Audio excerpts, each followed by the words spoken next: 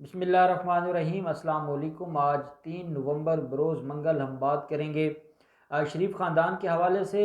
शरीफ ख़ानदान और नून लीग कल से खुशियाँ मना रही थी फ़याज़ुल हसन चौहान के हवाले से। फ़याज़ुल हसन चौहान जो कि वज़ीर इत्तलात थे और जिनको कल ओहदे से हटा दिया था और उनकी जगह पर एक साबका जो पाकिस्तान पीपल्स पार्टी की भी लीडर रही हैं फ़िरदौस आशिक अवान, और जो जिनका बड़ा एक अपना ख़ास स्टाइल है बात करने का, और उनसे नून लीग और ये जो जितने बाकी लोग हैं ये खौफज़दा भी होते हैं। मरियम औरंगज़ेब जैसे लोग, उज़मा बुखारी हो गई, तो वो उनको फ़िरदौस आशिक अवान को लेके आया गया। और जैसे ही फ़याज़ुल हसन को हटाया गया तो उसके बाद जो नून लीगी हल्के हैं उन्होंने सुख का सांस लिया, खुशी मनाई। उसकी वजह यह है कि फ़याज़ुल हसन चौहान की जो तनकीद है और उनका जो बात करना है वो बड़ा ही चुभता था इन ख़ास लोगों को, शरीफ ख़ानदान को या ज़रदारी ख़ानदान को। अब होता यह है कि अभी एक दिन भी मुकम्मल नहीं हुआ होता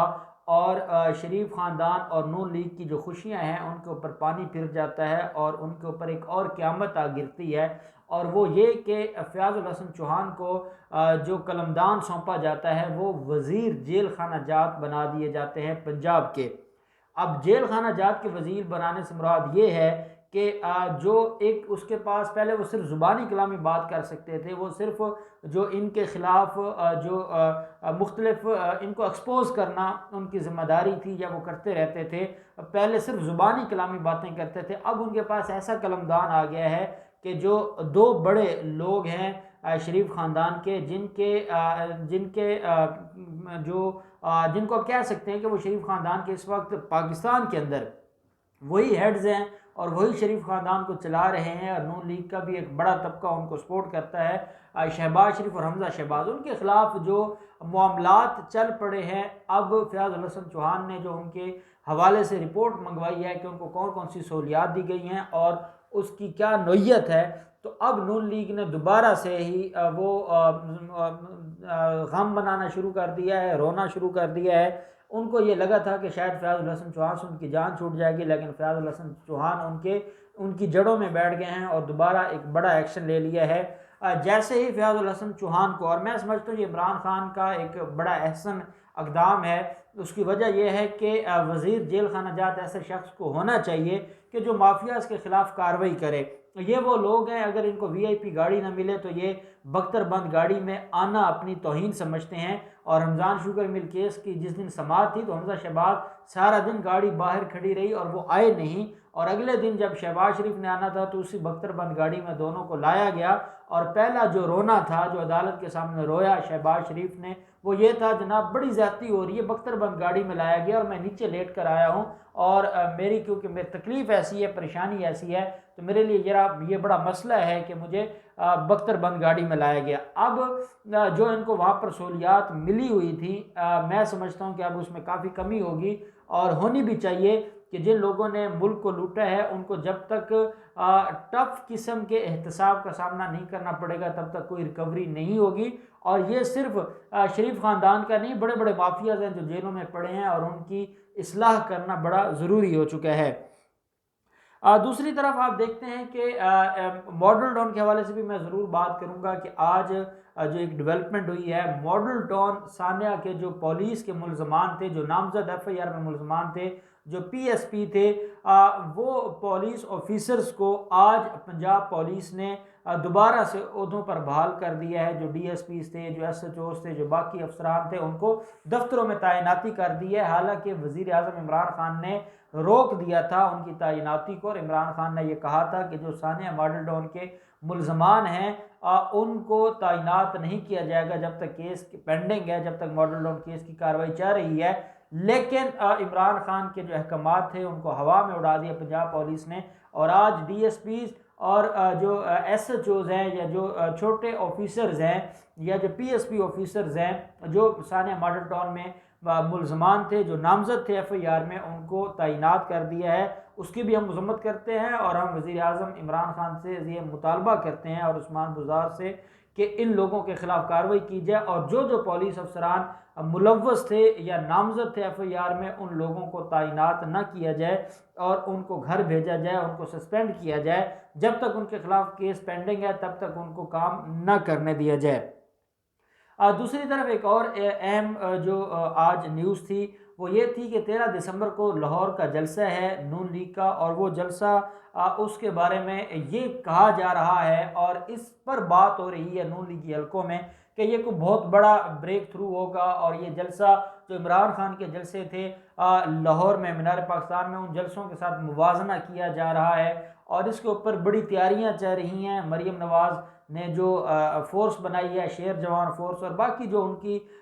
कमेटीज़ हैं वो उसके ऊपर बन चुकी हैं। अब उस जलसे का एक कन्वीनियर मुकर्रर करना था और कन्वीनियर मुकर्रर नहीं हो रहा। जो बड़े बड़े लोग हैं, जो बड़े बड़े लीडर्स हैं, जो बड़े बड़े रहनुमा हैं, वो कतरा रहे हैं कन्वीनियर बनने से। पहले ख्वाजा सलमान रफ़ीक को कहा गया कि वो कन्वीनियर बने, ख्वाजा सलमान रफ़ीक ने कन्वीनियर बनने से इनकार कर दिया। जब ख्वाजा सलमान रफ़ीक ने कन्वीनियर बनने से इल्हा किया तो उसके बाद जो अगला प्रोसेस था वो ये था कि अयाज सादिक को ये पेशकश की गई कि वो कन्वीनियर बन जाए और वो कन्वीनियर बन के इस जलसे की जितने भी इंतज़ामात हैं उसको संभाले। अयाज सादिक ने भी आज इनकार कर दिया है और अयाज सादिक ने ये कहा है कि मैं जो कमेटीज़ में आ जाऊंगा, मैं जो काम है मेरी जिम्मेदारी होगी वो मैं पूरी करूंगा, लेकिन बतौर कन्वीनियर मैं काम नहीं कर सकता और मेरे लिए बड़ा मुश्किल है। तो नून लीग को अभी तक कन्वीनियर नहीं मिला इस जलसे का, जिस जलसे के बारे में बड़े दावे किए जा रहे हैं और बड़ी बातें हो रही हैं। साथ नुसरत शहबाज के हवाले से जो कल ऑर्डर पास हुआ था, उनकी दरख्वास्त जो हाज़री माफ़ी की थी वो खारिज हो गई थी और उनको इश्तिहारी डिक्लेयर किए जाने की कार्रवाई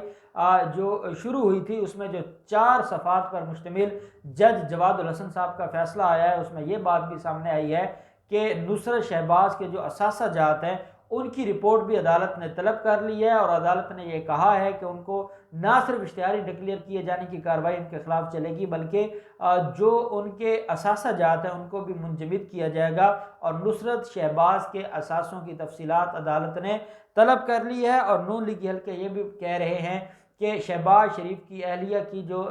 इश्तिहारी डिक्लेयर किए जाने की कार्रवाई है इनको ये लाहौर हाई कोर्ट में चैलेंज करेंगे, क्योंकि मेडिकल लगाया गया है और मेडिकल की बुनियाद पर अदालत को ये कन्विंस करने की कोशिश की गई है कि वो बीमार है और वो मेंटल डिसऑर्डर की बीमारी है और उसके लिए अदालत में आना पॉसिबल नहीं है। लेकिन अदालत ने उनकी दरख्वास्त खारिज कर दी है और ना सिर्फ दरख्वास्त खारिज की है बल्कि उनको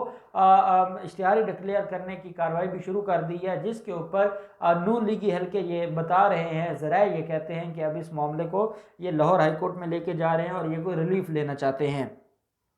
हाफिज़ हुसैन अहमद जो कि जमीयत उलमा इस्लाम फजल रहमान के मरकज़ी लीडर हैं, उनका पहले दिन से बयानिया वो मुखालिफ था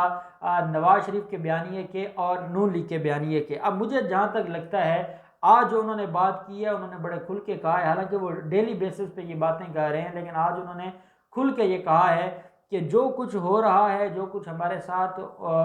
जो पीडीएम के साथ नवाज शरीफ का जो बयानिया है वो पीडीएम का जो मंशूर था या जो मकसद था उसको दफन कर रहा है। और जो अयाज सादिक ने किया है वो 10 जमातों की जो पीठ में छुरा घोंपा गया है नून लीग की तरफ से। और अगर नून लीग अपने इस तरह के बयानियों को नहीं छोड़ती और नून लीग अगर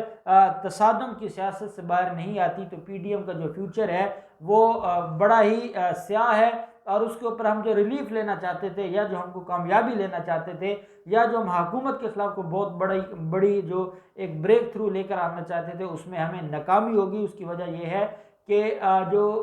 नून लीग है वो अपने बयानिए से नहीं हट रही। नून लीग अपने बात पर कायम है, अपने बयानिए पर कायम है और वो रियासत दुश्मन बयानिया है, वो इदारों का दुश्मन बयानिया है। इसलिए हमें बड़ी परेशानी है और पीडीएम की जो जमातें हैं उनमें ये बात पाई जाती है कि नून लीग सिर्फ अपने आप को प्रमोट कर रही है, अपने नज़रिए को प्रमोट कर रही है और वो पीडीएम के मुस्तकबिल के बारे में नहीं सोच रही। मुझे ये लगता है कि मौलाना फजल रहमान जिनको आज कॉल भी आई है नवाज शरीफ की और ये बात डिस्कस भी हुई है कि हाफिज़ हुसैन अहमद को समझाएं, वो हमारे इत्तेहाद में एक रुकावट बन रहे हैं या वो हमारे इत्तेहाद को तोड़ना चाहते हैं। और वो डेली बेसिस पर जो बयान दे रहे हैं उसकी वजह से मीडिया में और सोशल मीडिया पर डिस्कशन शुरू हो गई है कि मौलाना फजल रहमान और नवाज शरीफ में दूरियां पैदा हो रही हैं, नून लीग और JUIF में को दूरियां पैदा हो रही हैं, और यही वजह है कि हाफिज़ हुसैन अहमद ये बयान देते हैं। मैं ये समझता हूँ कि मौलाना फजल रहमान पिच के दोनों तरफ खेलना चाहते हैं, वो इदारों के साथ भी अपने मामलात को बेहतर करना चाहते हैं, बेहतर रखना चाहते हैं, उसके लिए वो हाफिज़ हुसैन अहमद को इस्तेमाल कर रहे हैं। नवाज शरीफ को और मरीम नवाज को थपकी दे के रखा हुआ है और उनको अपनी हद तक उन्होंने ठीक रखा हुआ है, और वो दोनों साइडों को खुश करना चाहते हैं, लेकिन मौलाना फजल रहमान उनको ये दोनों साइडों को वो खुश नहीं रख पाएंगे। और क्योंकि अब फजल रहमान के ख़िलाफ़ भी कार्रवाई हो रही है, और उनके ख़िलाफ़ जो कार्रवाई है वो अब तेज़ हो रही है, जब से उनका जो मूसा खान को गिरफ़्तार किया गया है, तो मूसा की गिरफ़्तारी के बाद अब उनके ख़िलाफ़ जो कार्रवाइयाँ वो तेज़ हो गई हैं, तो मौलाना अपनी जान बचाने की कोशिश कर रहे हैं। एक चीज़ जो बार बार हमारे दोस्त कमेंट्स में मैं देखता हूँ कि फजल रहमान को मौलाना कहने पर एतराज़ उठाया जाता है, तो मैं समझता हूँ कि वो जो मौलाना उनको कहा जाता है वो किसी इल्मी रुतबे की तरह वजह से नहीं कहा जाता, या कोई मजहबी स्कॉलर होने की वजह से नहीं कहा जाता, वो उनके नाम के साथ, जैसे नवाज शरीफ है, अब वो कोई शरीफ नहीं है लेकिन अब उनके नाम के साथ लगा हुआ है और वो ऑफिशियल नाम है, तो उसको फिर बंदा हटा नहीं सकता। तो जो लोग एतराज़ करते हैं उनसे माजरत, लेकिन हम जब इनको मौलाना कहते हैं वो किसी इल्मी रुतबे की वजह से नहीं कहते, वो उनके जो नाम के साथ एक तरह का तखल्लुस या लक़ब है उसकी वजह से हम उसको मौलाना पुकारते हैं। तो ये सारे के सारे मामलात हैं। अब देखते हैं कि नवाज शरीफ की कॉल के बाद हाफिज़ हुसैन अहमद को चुप करवाया जाता है, या जो मौलाना की ये सियासत है कि वो पिच के दोनों तरफ खेलना चाहते हैं वो उसमें कामयाब होते हैं। इन सारे मामलात में जो भी डेवलपमेंट होगी हम आपके साथ शेयर करते रहेंगे। अल्लाह पाक पाकिस्तान का हामी नासिर हो। बहुत शुक्रिया। अल्लाह हाफिज़। पाकिस्तान जिंदाबाद।